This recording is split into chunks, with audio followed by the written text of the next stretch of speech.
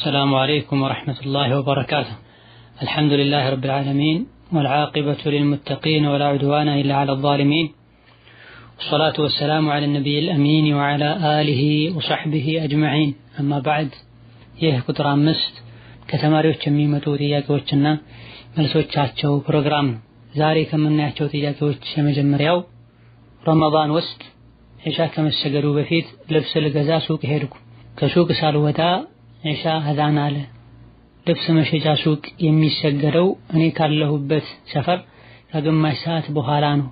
እኔም እስከሚሰግዱ ጠብቄ ልብሴን ገዝቼ ሄጄ በሰፈሬ መስጂድ ሰገድኩኝ። ሱቅ ውስጥ ከጀማዓው ጋር አለመስገዴ ተጠያቂ ያደርገኛልን የሚል ጥያቄ ነው። ጥያቄው ብዙም ግልጽ አይደለም። በጥቅሉ ዋናው ሶላተል ጀማዓን በወቅቱ መስገድ እንጂ እዚህ ቦታ ላይ ስገድ ተብሎ ግዴታ የሚሆንበት ሁኔታ የለም። ገበያ ውስጥ ባለ ሙሰላ ወይም መስገጃ ቦታ ከመስገድ ይልቅ 5 ወቅት ሶላት በአግባቡ አዛን የሚባልበት ራሱን የቻለ መስጂድ ላይ መስገዱ በአጅር ይበልጣል። ሆኖም የሶላቱ ወቅት ካላለፈና ወደ ሰፈር ተመልሶ በጀማዓ ከሆነ የሰገዱት ምንም ችግር የለውም። ወላኪን ጀማዓና ሰዓቱን አሳልፎ ወደ ሰፈር ተመልሶ ለብቻ ከሆነ ሶላቱ የተሰገደው ነዓም ገበያ ላይ ካለው ጀማዓ በወቅቱ አለመስገዱ አላህ ዘንድ ተባረከ ወተዓላ ያስጠይቃል። ሶላተል ጀማዓ ወንዶች ላይ ዋጅብና ግዴታ ነው። ሌላኛው ጥያቄ ከጉልበት በላይ የሚቀር ፓንት ለብሶ ውዱእ ማድረግና ከጉልበት በላይ ትንሽ ክፍተት ወይም ቀዳዳ ያለው ሱሪ ለብሶ መስገድ በሸሪዓው እንዴት ይታያል የሚል ጥያቄ ነው። ፓንት ለብሶ ውዱእ ማድረግ ምንም ችግር የለው። ምንም ሳይለብሱ ሁሉ ውዱእ ማድረግ እንደሚቻል በርካታ ዑለሞች ገልጸዋል።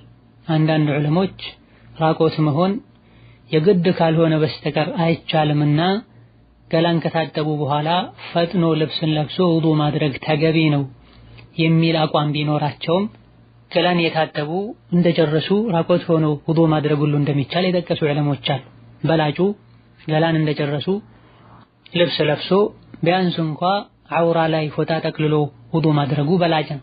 ላኪን ራቆት እንኳ ሆነ ውዱእ ቢያደርጉ ውዱእ ላይ የሚያሳድረው ተጽዕኖ የለም። በመሆኑም ፓንት ለብሶ ውዱእ ማድረግ ምንም ችግር የለውም። ሶላት በሚሰግዱበት ጊዜ ግን ፓንት ለብሶ ወይም አጭር ቁምጣ ለብሶ መስገድ አይቻልም። እንደዚሁ ደግሞ ከጉልበት እስከ እምብርት ያለውን የሰውነት አካል የሚያሳይ የተቀደደ ወይም ደግሞ እጅግ በጣም ስስ የሆነን ልብስ ለብሶም ሶላት መስገድ አይቻልም። ሌላኛው ጥያቄ ሶላት በጀማዓ እየተሰገደ የመጨረሻው ረክዓ ላይ ብንደርስ ኢማሙ ለተሸሁድ ተቀምጦ ከተሸሁድ በኋላ ሶላት አለ ነቢ ሲቀራ እኛም ሶላት አለ ነቢ እንቀራለን ወይስ አተህያቱ ብቻ ነው የምንቀራው?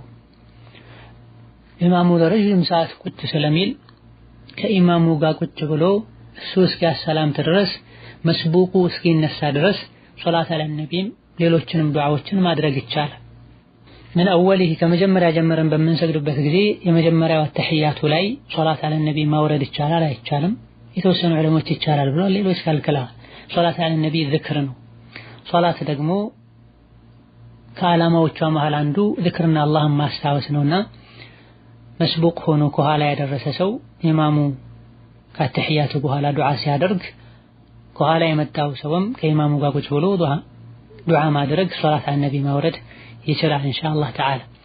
ሌላኛው ጥያቄ ሶላቱን አፍጥኖ የሚሰግድን ሰው ተከትሎ መስገድ እንዴት ይታያል? ለምሳሌ እኛ ቂያም ላይ ወይም ቆመን እያለን ፋቲሐን ሳንጨርስ እሱ ሩኩዕ ይወርዳል። እኛ ቶሎ ብለን ሩኩዕ ስንወርድ እሱ ከሩኩዕ ተነስቶ ስጁድ ይወርዳል። ሩኩዑንም ስጁዱንም ሳንደርስበት ሶላቱን ጨርሶ ያሰላምታል። እንደዚህ አይነት ሰዎች ባለንበት ጊዜ አረቦችንም ጨምሮ ብዙ ናቸው። ምን ይመክሩናል? ከሶላት ማዕዘኖች መሃል አንዱ ጡማኒና ነው፣ እርጋታ ማለት ነው። ሶላት ላይ እርጋታ ብሎ ማለት እያንዳንዱን የሶላትን ግዴታዎችን፣ አርካኖችን፣ ተግባሮችን የሚባሉ ነገሮችን በአግባቡ ማድረግ የሚቻልበትን ጊዜ መስጠት ማለት ነው። ለሶላት ሩኩዕ ላይ ሆኖ ሰውነቱ ተረጋግቶ ስጁድ ላይ ሆኖ ሰውነቱ ተረጋግቶ ቢያንስ አንዴ ሱብሃነ ረቢየል ዐዚም ሱብሃነ ረቢየል አዕላ ማለት መቻል አለበት። ፋቲሐን ለመቅራት የሚያስችልን ጊዜ ለራሱም ለተከታዮችም መስጠት አለባቸው። እዚህ ጥያቄው ላይ በተነገረው መሰረት ከኢማም ጋር መሄድን ግዴታነት አውቆ በጣም ወደ ኋላ ሳይጎተት ግዴታ የሆነውን ብቻ አንብቦና ብሎ የሚያልፍ ማእሙም እሱ ላይ መድረስ እስኪሳነው ድረስ የሚፈጥንን ግዴታ የሆነውን ዝክር ብለው ከሩኩዕ ሳይነሱ ስጁድ ላይ የሚወርድን ኢማም ተከትሎ መስገድ አይቻልም። ሶላቱም ይበላሻል።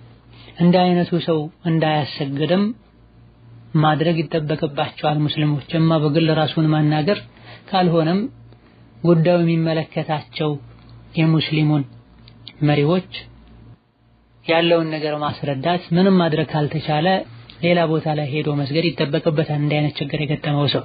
ሌላኛው ጥያቄ የሌሊት ሶላትና የዊትር ሶላት ልዩነቱ ምንድነው?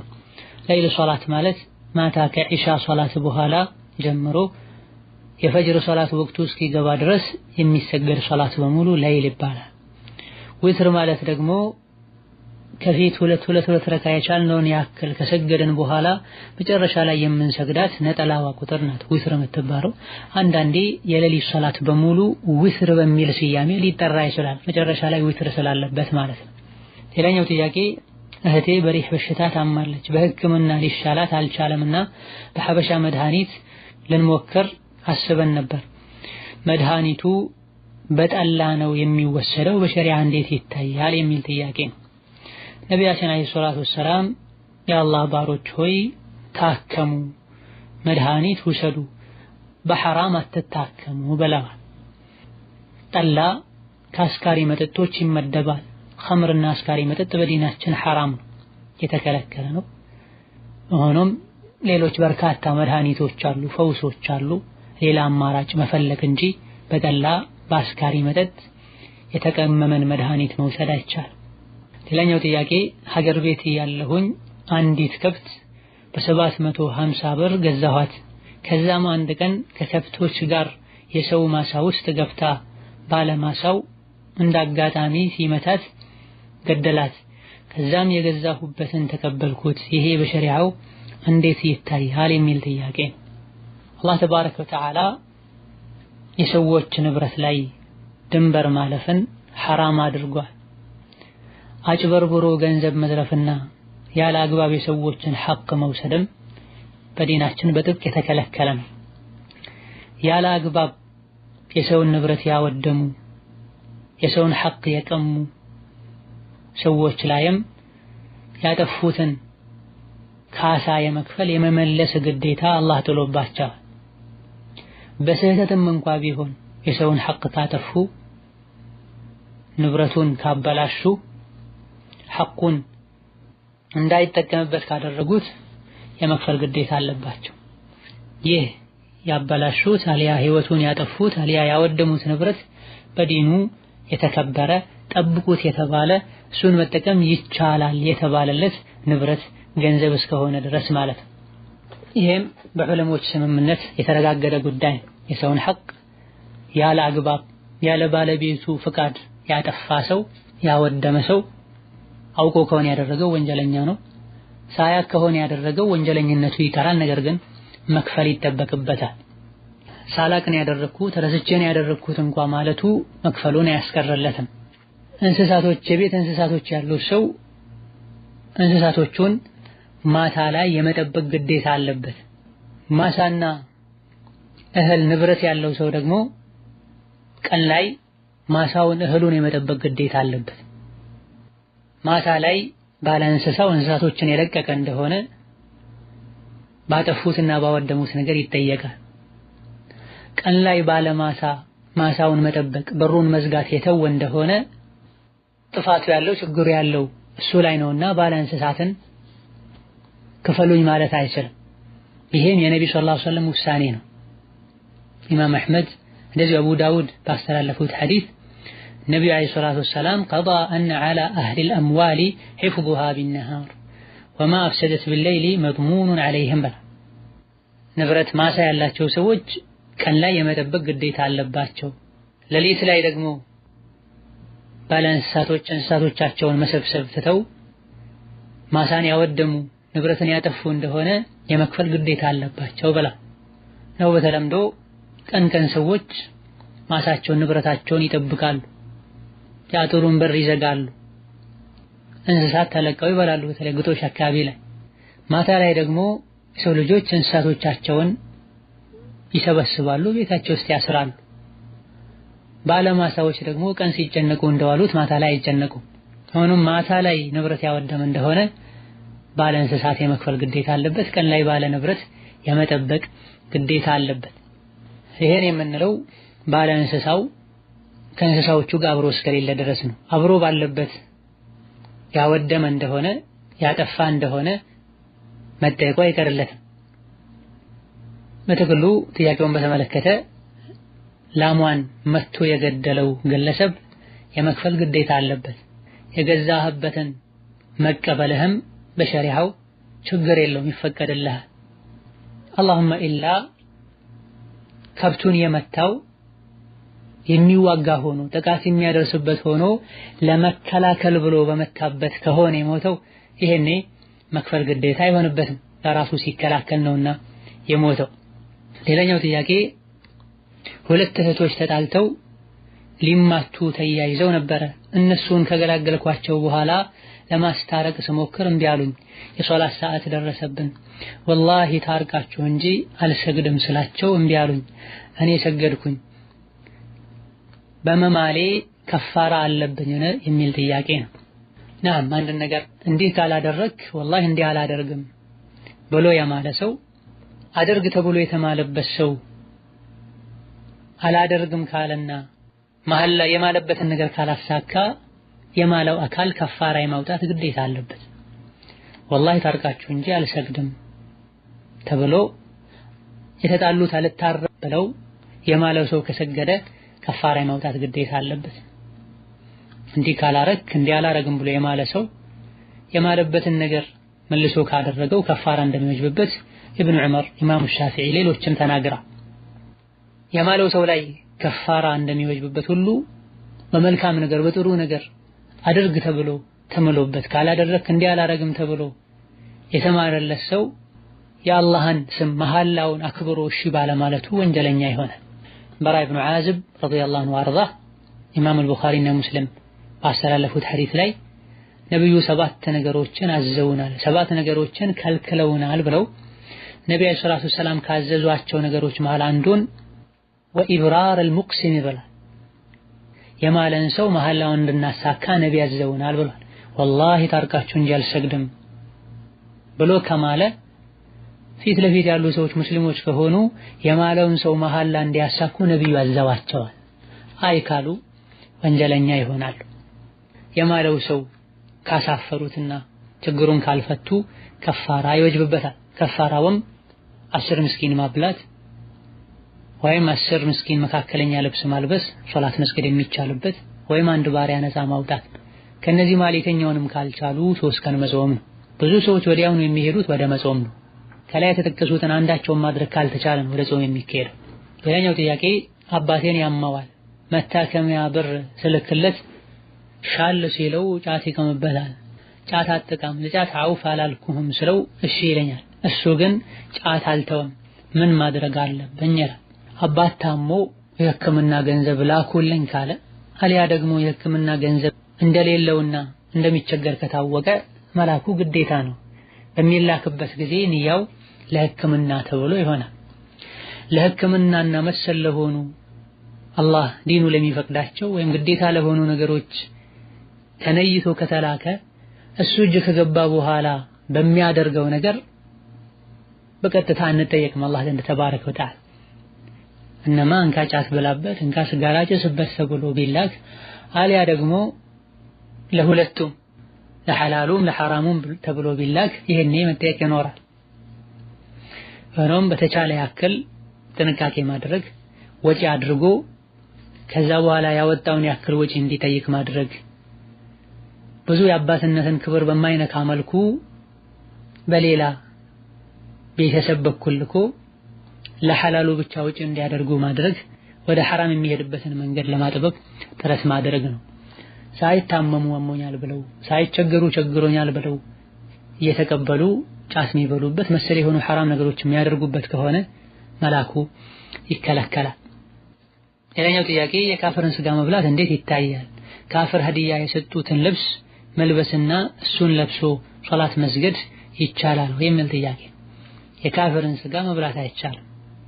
اللهم ኢላ ካፊር የሚለው አይሁድና ክርስቲያን ሆኖ ሲያርዱ ከአላህ ውጪ ያለን ስም ካላነሱበት ከአላህ ውጪ ላለ አካል ማረድ አይቻልም ብለው የሚያምኑ ከሆነ የአይሁድና የክርስቲያንን ብቻ መብላት ይቻላል። ወላኪን ባለንበት ጊዜ ሲያርዱም በስመ አብ በወልድ በመንፈስ ቅዱስ ብለው ነው የሚያርዱት። ከአላህ ውጪ ላለ አካልም ማረድ ይቻላል ብለው ያምናሉ። ካለው ሁሉ ካፍር ተመርቶ የክርስቲያንና የአይሁድ ስጋን መብላት ይቻላል የተባለው በዲናችን ኢብኑ ከቲርና ሌሎችም ለተከሱት በመሰረቱ የአይሁድና የክርስትና እምነት ከአላህ ውጪ ላለ አካል ማረድ አይቻልም ብሎ ስለሚያመን ሲያርዱ ከአላህ ውጪ ያለን አካል ስም ስለማይጠሩ ነበር። ያሁኖቹ በግልጽ እንደሚታየውና እንደሚሰማው ለገብርኤል፣ ለሚካኤል፣ ለመድኃኔዓለም ብለው ያርዳሉ። ሲያርዱም ደግሞ የተለያዩ አማልክቶቻቸውን ስም ጠርተው ነውና ያርዱት። አይበላም፣ ጥንቃቄ ይደረጋል። ብዙ ጊዜ ይሄ ጥያቄ ይደጋገማል። ሰዎች እንደዚሁ ስራ ለመፍታትና ስራ ለማስፈታት ፈልገው እንጂ አብዛኛውን ጊዜ የሚበሉትን ስጋ አጥተው አይደለም ይሄን ጥያቄ የሚጠይቁት። ሰው ከተቸገረና የሚበላውን ካጣ ሳይታረድ የሞተን ሁሉ ይበላል። ወላኪን እንደዚሁ በማንሰራው በማያስፈልግና በማይመለከተን ጉዳይ የራሳችንም ይሁን የሌሎችን ሰዓት መሻማት የለብንም።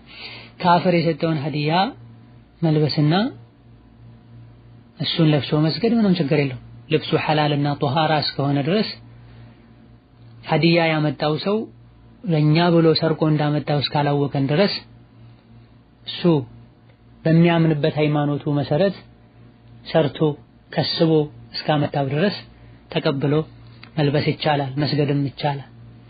አዲስ ከሆነ ዝም ብሎ ለብሶ መስገድ ይቻላል። የተጠቀሙት ከሆነ አጥቦ ለብሶ መስገድ ይቻላል።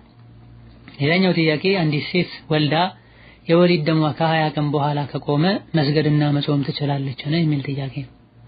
መቆሙ ከተረጋገጠ ከ3 ቀን በኋላም ይሁን ከ4 ቀን በኋላም ይሁን መስገድ ታጥቦ መስገድ ይቻላል። እነማ ብዙ ጊዜ 40 ቀን ሊቆይ ይችላል ተባለ እንጂ ዝቅተኛው ቀን አልተገደበም። በ2 ቀን በ3 ቀን በ4 ቀን ከቆመ ታጥቦ መስገድ ይቻላል። የግድ 40 ቀን አይጠበቅም። ሌላኛው ጥያቄ በአንድ ግሩፕ ብዙ ልጆች ስንቀራ እኔን የቀደመችኝን ልጅ ከሷ ለመድረስና እሷን ለማለፍ በፎካከራት ይህ እንዴት ይታያል? ዋናው መፎካከሩና ደለጥኩሽ አለፍኩሽ ማለቱ እስካልሆነ ድረስ ቁርአንን ለማختም ቁርአንን ለመቅራት እስከሆነ ድረስ ይህ ኸይር ስራ ላይ መተባበር ነው፣ መልካም ነገር ላይ መሽቀዳደም ነውና ምንም ችግር የለውም። ወላኪን እኔ አለፍኩኝ እኔ በለጥኩኝ ያወሩ ሪያ ውስጥ ሱምዓ ውስጥ ይሁልኝ ስሙልኝ የሚለው በሽታ ውስጥ ሊያስገባ አይገባውም። ሌላኛው ጥያቄ አንድ ኡስታዝ የሆነ ሰው ሴቶችን ሲያስተምር ሴቶች ብቻ ያሉበት ፕሮግራም ላይ ያለ ግርዶሽ ቢያቀርብ ወይም ቢቀርብ በሸሪዓ እንዴት ይታያል? ሴቶቹ ሙሉ ሒጃብ ያለበሱ ወይም ያልተሟላ ሒጃብ ያለበሱ ቢሆኑ ወሰላ ዲናችን ወንድና ሴት እንዲለያዩ እንዲራራቁ አዟል። ነቢም አለይሂ ሰላቱ ወሰላም አደራችሁን ወደ ሴቶች አትግቡ ብለዋል። በዘመናቸው በሰላሙ በኢማኑ ዘመን እንኳን ሴቶች ከኋላ ሆነው ሰግደው ወንዶች ሆይ ሴቶች ሳይወጡ ፊታችሁን አታዞሩ አትነሱ ይሉ ነበር። እሳቸው ራሳቸው እንኳን የተወሰነ ጊዜ ወደ ቂብላ ሆነው ይቀመጡ ነበር። ሴቶች መሃል መንገድ ይዘው እንዳይሄዱ ሁሉ አዘዋል። ليس لكن وسط الطريق عليكن بحافاته بلا ሴቶቹ ለእናንተ የመንገዱ መሃል አልተፈቀደላችሁ ዳርና ዳር ጥግና ጥግ ይዛችሁ ሄዶ በላ። እክትላጥ በዲናችን የተከለከለ ነው። ወንድና ሴት መቀላቀል ከወንድና ሴት መቀላቀል አንዱ ሴቶች ያሉበት ክፍል ላይ ወይ አዳራሽ ላይ አስተማሪ ተብሎ ፊት ለፊት ራቅም ብሎ ይሁን ቀርቦ መቀመጡ፣ መሃል ላይ መጋረጃ ሊኖር ይገባል። አሊያ ደግሞ ሌላ ክፍል ላይ ሆኖ በስፒከር ሊያስተላልፍ ይገባል እንጂ ሴቶች ሙሉ ሒጃብ አድርገውም ይሁን ፊታቸውን ገልጠው ወንድ ልጅ ፊት ለፊታቸው ቁጭ ብሎ ሊያስተምር አይገባም። ፊትናን ያመጣል፣ የተከለከለ ነው። እሱ ኢማን አለው ዲን አለው እንኳን ቢባል ሴቶችም ኢማን አላቸው ዲን አላቸው ሒጃብ አድርጓል እንኳን ቢባል ሸይጣን ሒጃብ አያደርግም፣ ሸይጣን ዲን የለው። ይሄን ባለንበት ጊዜ እየተስፋፋ መጥቷል። እሱ ያስተማረ ነው ሴቶች የሱን ምንነት እየተማሩ ነው ስለ ሰውነቱ ስለ አካሉ ገና እሱ አስተምሮ እንደወጣ እርስ በርሳቸው ያወራሉ ይሄ በተጨባጭ የሚነገር ነገር ነው በግልጽ ወንዶች አስተማሪዎች አላህን ሊፈሩ በደጋግ ቀደምቶች መንገድ መሰረት ሊሄዱ ይገባቸዋል ማን ነበረ ከደጋግ ቀደምቶች መሃል ሴትን ሰብስቦ ከሴቶች ፊት ለፊት ቁጭ ብሎ የሚያስተምሩ ኢማም ሻፊዒ አርገውታል ኢማም አህመድ አርገውታል ወይስ ሱሐባዎች ረድዋኑላሂ ዐለይሂም አርገውታል አላደረጉም እነሱ በሄዱበት መንገድ ልንሄድ ይገባናል ሌላኛው ጥያቄ ከሁለት ዓመት በፊት ኒካህ አስሬ ነበረ እኔ ሳውዲ ነው ያለሁት ልጁ ደግሞ ኢትዮጵያ ሆኖ ነው ኒካሁን ያሰረው አባቴ ነው አባቴ ሶላት አይሰግድም ኸምርም ይጠጣል በሰዓቱ ስጠይቅ እንደተወ ነገረኝ አሁን ግን እንዳልተወሰማሁኝ ኒካሁ ትክክል ነው ወይ ትክክል ካልሆነ አሁን ሀገር ልገባ ስለሆነ ኒካሁን ማደስ ስለፈለኩኝ ነው ወክልና የአባቴ ልጆች ሶላት ስለማይሰግዱ የእናቴ ልጅ ወንድሜ መውሰድ ይችላል ወይ የሚል ጥያቄ ሶላትን ሙሉ በሙሉም ይሁን በከፊል ግዴታነቱን ከማወጋም ይሁን ግዴታነቱን አስተባብሮ የተወሰው ይከፍራል ግዴታነቱን ካስተባበለ እንደሚከፍር ሁሉም ዑለሞች ይስማማሉ ግዴታነቱን ከማመንም ጋር ቢሆን በመዘናጋት በቸልተኝነት በግዴለሽነት የተወሰው ይከፍራል ብለዋል በርካታ ዑለሞች ሆኖም ሶላት የማይሰግድ ሰው ያሰረው ኒካህ ትክክል አይሆን ሶላት የማይሰግድ ሰው ራሱን ማሰር አይችልም ሌሎችንም መወከል አይችልም ቀጥታ ከሱ ቀጥሎ ወዳለው ወልይ ይተላለፋል ኃላፊነቱ አባት ሶላት ማይሰግድ ከሆነ አያት ያስራል የአባት አባት ማለት ነው አያት ከሌለ ወይም እሱም ተመሳሳይ ሁኔታ ከሆነ ያለው ሸቂቅ ወንድሞች ያስራሉ በአባትም በእናትም የሚገናኙ እነሱ ከሌሉ በአባት በኩል ብቻ የሚገናኙ ወንድም ያስራል ካልሆነ ወደ አጎቶች ይኬዳል ካልሆነ ወደ አጎት ልጅ ይኬዳል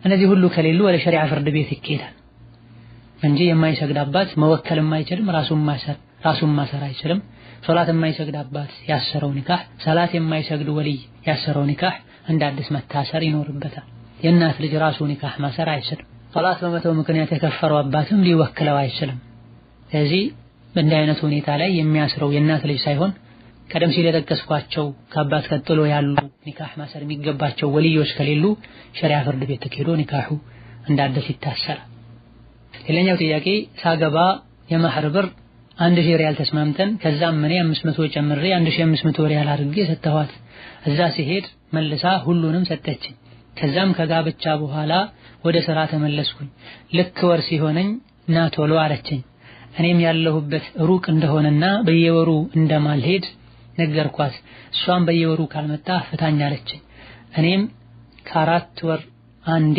እመጣለሁ እስከዛ ስራሽን ስሪ ብዬ ለመንኳት በዘመዶችም አስለመንኳት አቃተች እምቢ ስትለኝ ፈታኋት የሰጠሁን 1500 ሪያል መለስልኝ አለችኝ እኔም 1000ን መለስኩላት 500ን ካላመጣህ የውመል ቂያማ አንላቀቅም አለችኝ እኔ ያስቀረሁት ከተስማማንበት በላይ ጨምሬ የሰጠኋትን ነው ይህ ብር ሐቋ ይሆናል ወይ የሚል ጥያቄ ነው በመጀመሪያ ደረጃ ባልና ሚስት ሶብር ሊኖራቸው ሊመካከሩ ምክንያታዊ ሊሆኑ ይገባል ትዳር ቀልድ አይደለም ባልም የሄደው ለሥራ እስከሆነ ድረስ ሁኔታውን ልትረዳ ከጎኑ ልትቆም ይገባታል በተለይ ጥያቄው ላይ እንደተገለጸው በየአራት ወሩ እንጂ መምጣት አልችልም ብሏል በሸሪዓ ባል በበቂ ምክንያት ለአራት ወር እስከ ለስድስት ወር ከሚስቱ ርቆ መቆየት ይችላል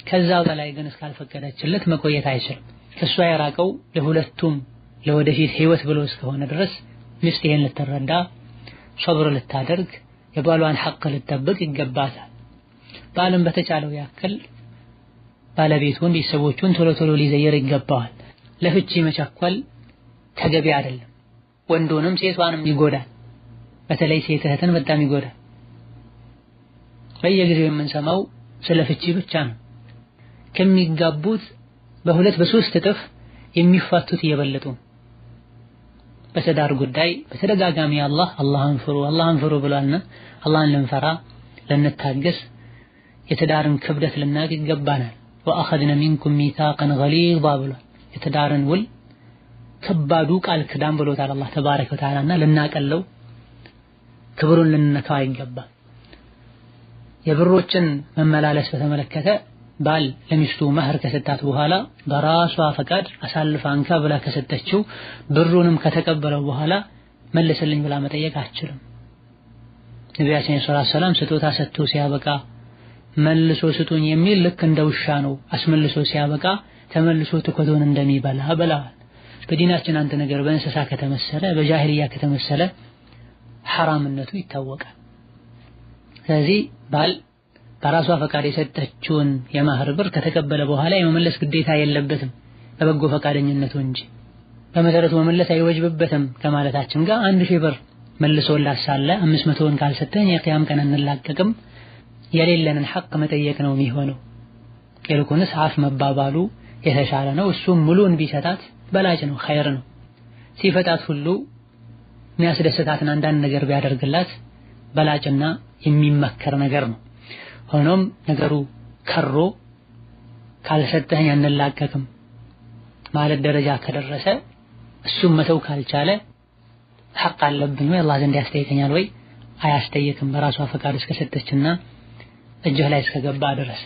ሌላኛው ጥያቄ ባለቤቴ ሀገር ሆኖ ብር ላኪ ይለኛል። እኔ ለሱ ካላኩና ካላክሽ ብሎ ከተጣላኝ የሱን ሐቅ አለመዋጣት ወይም አለመታዘዝ ይሆናልን የሚል ጥያቄ ነው። ስትጋቡ የሰራሽውን ገንዘብ በሙሉ ትሰጪኛለሽ ወይም የጋራችን ይሆናል የሚል ስምምነት ካላችሁ እንደ አስፈላጊነቱ ሲቸገር እሱ ስጪኝ ካለ አሁን መስጠት ግዴታ ይሆናል። ወላኪን ሲጋቡ እንዲህ አይነት ስምምነት ከሌለ ሴት ልጅ አስተዋይ እስከሆነች ድረስ የራሷን ገንዘብ እንደፈለገች ማድረግ ትችላለች። አባካኝ ካልሆነች ገንዘብ መያዝ አትችልም ካልተባለች ለምን በምን መልኩ ምን ያክል ማውጣት እንዳለባት የምታውቅና ገንዘብ መያዝ የምትችል ሴት ከሆነች የራሷን ገንዘብ እንደፈለገች ማድረግ ትችላለች። ራጅሑ ይሄ ነው። ላኪን ለትዳር ዘላቂነት ለመጣጣም የተሻለው በእያንዳንዱ ነገር ባሏን አሳውቃ አስፈቅዳ መሆኑ ነው። ወላኪን እዚህ ጥያቄው ላይ እንዳለውና በየጊዜው እንደሚሰማው በየቀኑ የሰራሽበትን ብር እኔ ጋር አምጪ መባል የለበትም። ከአንሁ ሲያገቡ ብር ብቻ ፈልገው የሚያገቡ ነው የሚመስለው። በየወሩ የምትቀበዩን ደሞዝ እኔ ጋር አስቀምጪ ወይም ወንድሜ ጋር አስቀምጪ ወይም እገሌ የሚባለው ዘመዴ ጋር አስቀምጪ ይሏታል። የቤት ኪራይ እሷን ሸፍኝ ይሏታል። የሚያስፈልገውን ነገርም እሷን ግዢ ይሏታል። አልፎ ሁሉ ሱብሃንአላህ አንዳንዴ የምንሰማው ነገር ማንኛውንም ልብ ያለውን ሰው የሚያቆስል ነገር ነው። አባቴ ታሞ መታከሚያ መስጠት አልችልም፣ እናቴ ተቸግራ ብትጠይቀኝ መላክ አልችልም፣ በየወሩ ያገኘሁትን ደሞዝ እጄ ላይ አስገቤ ነው የሚለኝ። ድንገት እንኳን 100 ብር ቢጎደል ፈትቼሻለሁ ይለኛል ብለው የሚያለቅሱ እህቶች አሉ። ወንዶች ወይ አላህን ፍሩ። ከሚስቶቻችሁ ገንዘብ በራሳቸው ፈቃድ ደስተኛ ሆነው ያልሰጧችሁ ገንዘብ ሐላል አይሆንላችሁም፣ ሐራም ነው፣ እሳት ነው የሚሆን። የተኛው መንጥቅ ነው፣ የተኛው ማስረጃ ነው የሚስትህን ገንዘብ አስገድደህ የምትወስደው? እስከሰራች ድረስ ገንዘብ የመያዝ መብት አላት። አትስሪ እኔን ካድሚ የሚያስፈልገውን ነገር እኔ አደርጋለሁ ብለህ ቤት ማስቀመጥ ትችላለህ፣ መብትህ ነው። ለሷ ለልጆቿ ለቤቷ የሚያስፈልገው ነገር ታሟላል። መስራት እስከ ፈቀድክላት ድረስ ለራሷም ለልጆቿም ለወላጆቿም በአግባቡ ወጪ ማድረግ ትችላለች። ያላትን ገንዘብ ለምን በሚሊዮን የሚቆጠር አይሆንም የሷን ሳትነካ አንተ ቤት ወጪ ማድረግ ግዴታ አለብህ በሸሪዓ። الرجال قوامون على النساء ብሏል። الرجال قوامون ማለት ሴቶችን ይኮረኩማሉ ይገለምጣሉ ማለት ያስተዳድራሉ፣ የሚያስፈልጋቸውን ወጪ ያደርጋሉ ማለት ነው። ብዙ ሴቶች ከትዳር ወደ ኋላ እንዲሉ የሚያደርገውም አንዱ ይሄ ነው። እሷን ሳይሆን ብሯን የሚያገቡ ሰዎች አሉ። ደሞዟ ስንት ነው? ብር ስራሽ ምንድነው? ምን ያክል አስቀምጠሻል? የሚሏል ገና ንካህ እንደታሰረ በማግስቱ በስሙ ያሉ ንብረቶችን ወደ ራሳቸው ለማዞር ጥረት የሚያደርጓል። ይሄ ላይ ካልተተባበረቻቸው በሶስተኛው በአራተኛው ቀን ፈትቼሻለሁ የሚሏል። ህይወታችንን እስልምና ሊመራው ይገባል። ከተቸገርክ በአግባቡ በጠባይ ብትጠይቃት ችግር የለውም። ወላ ገንዘቡ የራሷ ነው። ከሱሐቦች ውስጥ ገንዘባቸውን ይዘው ዘካ ሲወጅብባቸው ዘካቸውን ለባላቸው የሚሰጡ ሱሐባ ሴቶች ነበር። የተኛውም ሱሐቢ ዘካን እስኪቀበል ድረስ ሁሉ ቢቸገር የሚስቱን ገንዘብ አይወስድም ነበር ራሷ ደስተኛ ሆና ካልሰጠች። ሚስቶቻቸው ሞተው ከሚስቶቻቸው ምንም አልወረሱም።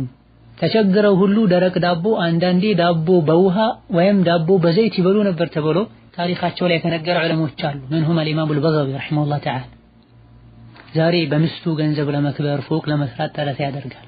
እምቢ ካለችው ሐቋን ሁሉ ይረሳል፣ አውጥቶ ያባራታል። አላህ ሙስተዓን። ሐቂቃ ይሄ በየጊዜው የሚያነጋግርና የአላህ ቁጣ እንዳይመጣብን የሚያሰጋ የሚያስጨንቅ ጉዳይ ከመሆኑ አንፃር ነው። ለጥያቄው ምላሽ የራስሽ ገንዘብ እስከሆነ ድረስ መላኩ ግዴታ አይሆንብሽም ነው። አላሁመ ኢላ መጀመሪያ ላይ እንዴት አደርጋለሽ ብላችሁ እንደ ሸርጥ ያስቀመጣችሁት ነገር እስከሌለ ድረስ ወይም ደግሞ ሀገር ላይ ተጋብታችሁ ወደ ውጭ ሀገር ሲልክሽ ለዚህ ያክል ጊዜ ሰርተሽ ነይ ብሎ ከሆነ ያላከው ካንቺ ሊያገኝ የሚገባውን ኺድማ የቤት ውስጥ ኺድማና ሐቁን የተወው ውጭ ሄደሽ ሰርተሽ እንድትለውጪው ከሆነ መሄዱ ለብቻ መሰደዱ ሐራም ከመሆኑ ጋር ይሄኔ መላኩ ግዴታ ይሆናል እንላለን። ሌላኛው ጥያቄ በኒካህ ጊዜ ወንዱ ለሴቷ ቀለበት ማልበስ ሴቷ ለወንዱ ቀለበት ማልበስ በሸሪዓ እንዴት ይታያል የሚል ጥያቄ ነው። የጋብቻን ቀለበት ማድረግ በመሰረቱ የመጣው የተጀመረው ከሌላ እምነት ተከታዮች ነው፣ ከክርስቲያኖች ነው። እነሱም ከሌሎች የወሰዱት ነው ሲጀምር። ከጊዜ በኋላ ያደገ ሄዶ ቀለበት ማድረግ ፍቅር እንደሚጨምር አለማድረጉ መለያየትን እንደሚያመጣ እስከ ማመን ደርሰዋል። በመሆኑም እጮኞች ቀለበት ማድረጋቸው ፍቅር ያመጣል ውዴታን ይጨምራል ብለው ከሆነ ይህ ሐራምም ሽርክም ነው። ምክንያቱም ከሽርክ አይነቶች ቲወላ ተጠቅሷል። ቲወላ ማለት መስተፋቀር ማለት ፍቅር የሚያመጣን ነገር ማድረግ ማለት ፍቅር ይጨምራል ፍቅር ያመጣል ብሎ አምኖ ማድረጉ ሐራምና ሽርክ ሲሆን እንደዚሁ ዝም ብሎ ማድረጉ ሁሉ የካፍሮች ዓዳና ባህል ነው። አልፎ ሁሉ ቀለበቱን ሲያጠልቁት መጀመሪያ አውራጣት ጫፍ ላይ አስቀምጠው በስመ አብ እንደሚሉ ቀጥሎ አመልካች ጣት ላይ ሲያስቀምጡ በወልድ እንደሚሉ ሶስተኛ የመሃሉ ረጅሙ ጣት ጫፍ ላይ አስቀምጠው በመንፈስ ቅዱስ እንደሚሉና በመቀጠልም ከመሃሉ ከረጅሙ ጣት ቀጥሎ ባለው ብዙ ጊዜ ቀለበት በሚያደርጉበት ጣት ላይ አሜን ያሉ እንደሚያጠልቁ ዑለሞች ረሂመሁሙላህ ተዓላ ጠቅሰዋል። ከዚያም መጣጡ አስሉ ከካፍሮች የተወሰደ ነው። በዚህ መሰረትም የሚያደርጉ ሰዎች ብዙ ጊዜ የጋብቻ ቀለበታቸውን ላለማውለቅ ጥረት ያደርጋሉ። ያወለቁ እንደሆነም ይደንቃቸዋል። ትዳራቸው እንደሚፈርስ ፍቅራቸው እንደሚበጠበጥ ያምናሉ። ስንትና ስንት ያጠለቁ አሉ፣ ትዳራቸው ሁሌም እንደተበጠበጠ ነው። ስንትና ስንት ደግሞ ይህን ቀለበት ያላደረጉ አሉ፣ በሰላም በፍቅር ይኖራል። አሁንም ፍቅር ያመጣል ሰላም ያመጣል ውዴታ ይጨምራል ተብሎ ከሆነ የሚደረገው ሽርክ ነው፣ አይቻልም። ዓዳ ነው። እንደዚሁ ዝም ብለን ነው የምናደርገውም ከሆነ የካፍሮች ዓዳ ነው ብሏል ኢብኑ ዑተይሚን ሼኽ አልባኒ ሌሎችም። በላጩ መተው ነው። ነገር ግን ዓዳ ሆኗል ባህል ሆኗል ከእምነት ጋር ምንም ያገናኘው ነገር የለም ተብሎ ከሆነ የሚደረገው አንዳንድ ዑለሞች የፈቀዱበት ሁኔታ አለ። ሆኖም ማድረጉ ካስፈለገ ከሀዲያ ከስጦታዎች ውስጥ ገዝቶ ሰጥቶ ራሷ ብታደርግ እንደዚህ እሷም እንዲህ አይነት ቀለበት ሳይባል እግሬ በሚባለው ጣት አድርጉ ሳይባል ለባሏ ቀለበት ገዝታ ብትሰጥ ምንም ችግር አይኖረውም። ላኪን ብዙ ጊዜ በተለመደው መሰረት የግድ እግሬ የሚባለው ጣት ላይ አርጉት የምታጠልቅለት እሷ መሆን አለባት የተባለ እንደሆነ ከድንጋይ የሚያጋጨው ነገር ስላለ ይከለከላል። አንዳንዴ ገና ኒካህ ሳይታሰር ነው ወንዱ ለሴቷ ሴቷ ለወንዱ ያጠልቁት። ወንድ ልጅ የባድን ሴት እጅ መንካት ሴት ልጅ የባድን ወንድ እጅ መንካት ሐራም ነው የተከለከለ። ኒካህ እስካልታሰረ ድረስ ሊነካት ለተነካው አይገባም። ሌላኛው ጥያቄ ያለ ኒካህ የተወለደች ሴት ልጅ ስታገባ ኒካህ የሚያስርላት ማን ነው? ያደገችው ከእናቷ አባት ጋር ነው። ሴት ልጅ ያለ ኒካህ ከሆነ የተወለደችው ኒካህ የሚያስርላት የሙስሊሞች ቃዲ ነው። ኒካሁ ሸሪዓ ፍርድ ቤት ላይ ይታሰራል። ያደገችው ከእናቷ አባትም ጋር ይሁን ከእናቷ ወንድሞችም ጋር ይሁን በእናት በኩል ያሉ ዘመዶች ኒካህ አያስሩ። ሌላኛው ጥያቄ አንዲት የተፈታች ሴት ዒዳዋን ሳትጨርስ ለማግባት መስማማትና መጫወት ትችላለች ወይ? ሳይፈታት በፊት ለስድስት ወር ያክል ተራርቀው ቆይተዋል። ሴት ልጅ አንዴ ከተፈታች ዒዳዋ እስኪያልቅ ድረስ አንድን ወንድ ካንተ ጋር እንጋባለን ብላ መቁረጥና መወሰን አይቻልም። ከባሏ ጋር ረጅም ጊዜ ተለያይተው ቢኖሩም የተለያዩት ቅርብ ጊዜ ቢሆን ዒዳ ሳያልቅ ሌላ ትዳር መመስረት መወሰን አይቻልም። ከባሏ ጋር ቅርብ ጊዜ ተገናኝታለች አልተገናኘችም አይደለም የዒዳ ምስጢር ይሄ ብቻ አይደለም። ዒዳ ብዙ ምስጢሮች አሉት። ዒዳ ደግሞ የቋሚው ጋብቻ አካል ነው። ዒዳው እስካለ ድረስ በባሏ ስር እንዳለች ነው በተወሰነ መልኩም ቢሆን የሚታየው የሚቆጠር። ሌላኛው ጥያቄ ጀናባ ላይ ያለው ፀጉሬን ሳልታጠብ 15 ቀን ሙሉ ሶላት ሰግጃለሁ። ሰው ስጠይቅ 7 ጊዜ ፀጉርሽን ያበስሽ ስገጂ ብለውኝ ነው። አሁን ሐራም መሆኑን ሰማሁ። ምን ማድረግ አለብኝ? ፈትዋ ስንጠይቅ ማንን መጠየቅ እንዳለብን ልናቅ ይገባናል። እንደዚሁ ፊት ለፊታችን ያገኘነውን ሰው ሁሉ ልንጠይቅ አይገባም። ወይም ደግሞ ዋትስአፕ እና ፌስቡክ ላይ ከዛም ከዚህም እየለቃቀሙ ምንጩ ማይታወቅን ነገር ትምህርት ብለው ሚለቁን ሁሉ ወይም ደግሞ የሆነ ያልሆነን መጽሐፍ የሚያነብን ሰው ሁሉ ዕልም አለው እውቀት አለው ብለን ልንጠይቅ አይገባም። ፈስአሉ አህለ ዚክር ነው ሸሪዓው የሚለው።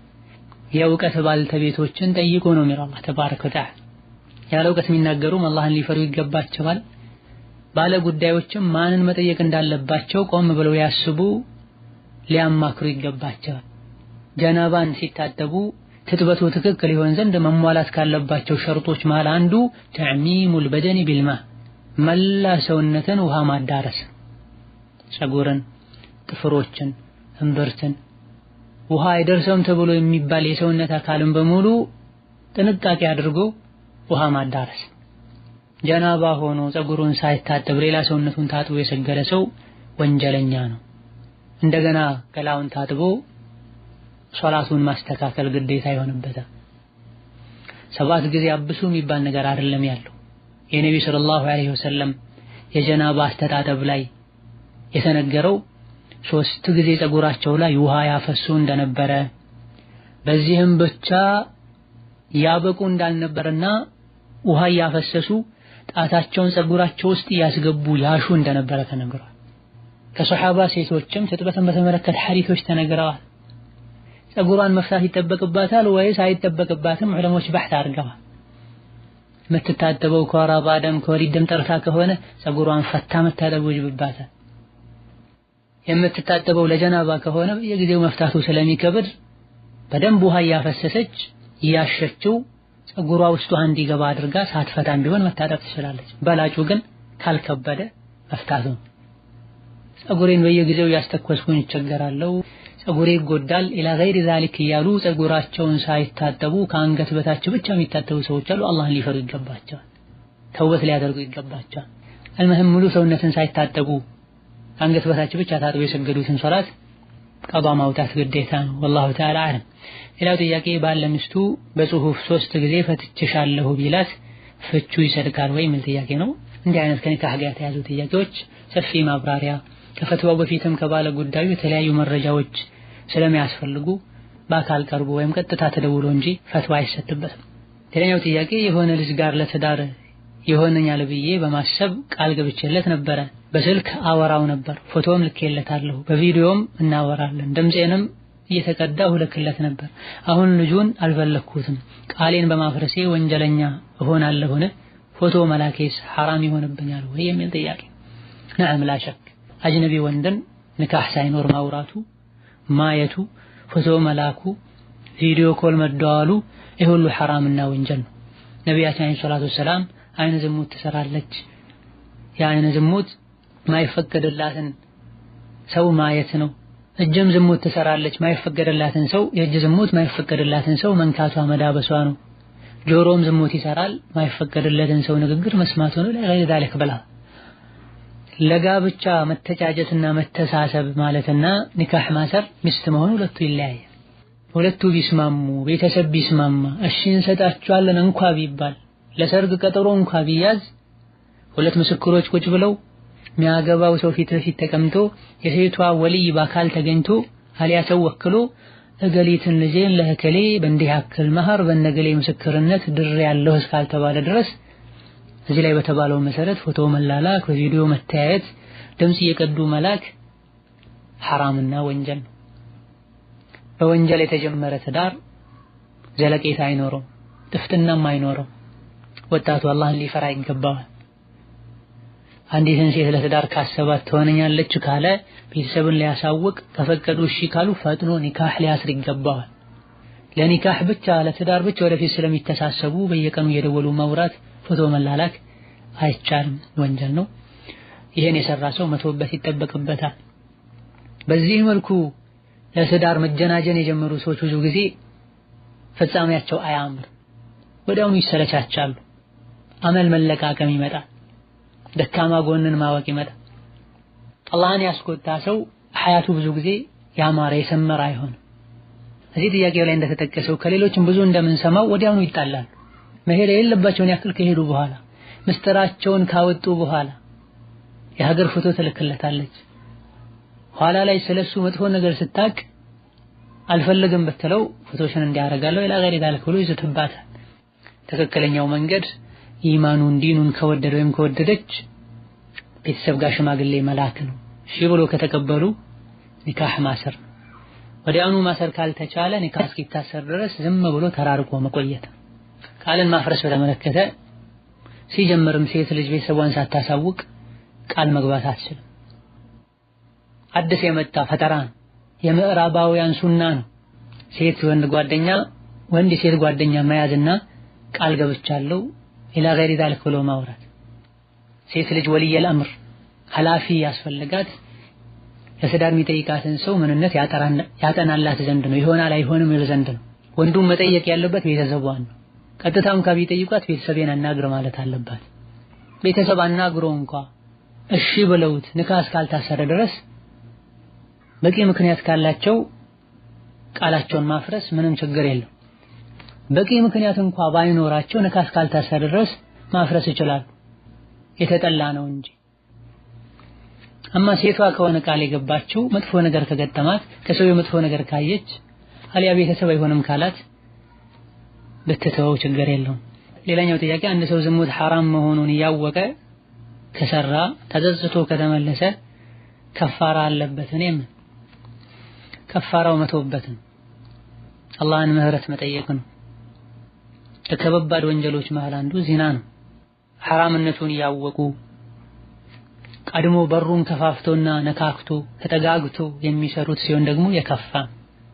ሙስሊም እንዴት ብሎ ዝሙት ይሰራል? የትኛውም ቅጽበት ላይ መለከል መውት ሊወስደው የሚችል መሆኑን ያወቀ የቂያም ቀንም አዱንያ ላይ በሞተበት መልኩ ተነስቶ አላህ ፊት እንደሚቆም ያወቀ ሙእሚን ዝሙትን አይዳፈር። ሆኖም የሰው ልጅ ከተሳሳተ ፈጥኖ ከተመለሰ ጌታውን ምህረት ከጠየቀ አላህ እንደሚምር ነግሮናል። ወኢኒ ለገፋሩን ሊመን ታበ ወአመነ ወዐሚለ ሷሊሐን ثم اهتدى ብሎና ከፋራው ከልብ ጸጽቶ ወደ አላህ መመለስ፣ ለምን ሰራሁኝ ብሎ መነደም መቆጨት፣ ሁለተኛ አላደርግም ብሎ ለአላህ ቃል መግባትና ثم اهتدى ከዛ በኋላ መልካም ስራ ላይ ኸይር ስራ ላይ መበርታት። ያኛው ጥያቄ ለትዳር ካሰብነው ሰው ጋር በቪዲዮ መታየት ይቻላልን? ሐራም ያልሆኑ ወሬዎችንስ ማውራት እንችላለን? የሚል ለትዳር ያሰቡት ሰው አጅነቢ ነው። ከአጅነቢ ጋር ፎቶ መላላክ፣ ቪዲዮ መታየት ሐራምና የተከለከለ ነው። ምንም ምክንያት የሌለውን ወሬ ዓላማ የሌለውን ወሬ ማውራትም ክልክል ነው። ወንድ ሴትን ማናገር ያለበት አስፈላጊ ሆኖ ሲገኝ ለሐጃ ብቻ። መሰረታዊ የሚባሉ ስለ ወደፊት ህይወታቸው የሚናገሯቸው ነገሮች ካሉ ከሴቷ አጠገብ እህቷ ወይም እናቷ የሆነ ሰው ቁጭ ብሎ አላህን ሳይፈሩ ድንበር ሳያልፉ መሰረታዊ ነገሮችን አንስተው ቢነጋገሩ ችግር አይኖረው። ይሄም በአካል መሆን ካልቻለም በቤተሰብ በኩል ሐሳብ መለዋወጥ ካልቻሉ ነው። መሃል ላይ ታማኝ የሆነን ሰው አግኝተው ሐሳቡን ማመላለስ ካልቻሉ እንጂ በየሳምንቱ እሁድ ወይም ጁሙዓ እጮኛዬ ጋር ልደውል ተብሎ ስልክ ሰዓት ማቃጠል፣ ወሬ ማብዛት ቀልብ ያደርጋል። የጆሮ የምላስ የእጅ ዝሙት ይሆናል። ኒካህ እስካልታሰረ ድረስ ሁለቱም አጅነቢ ናቸው። هذا والله تعالى أعلم وصلى الله وسلم وبارك على عبده ورسوله محمد وبالله التوفيق. السلام عليكم ورحمة الله وبركاته.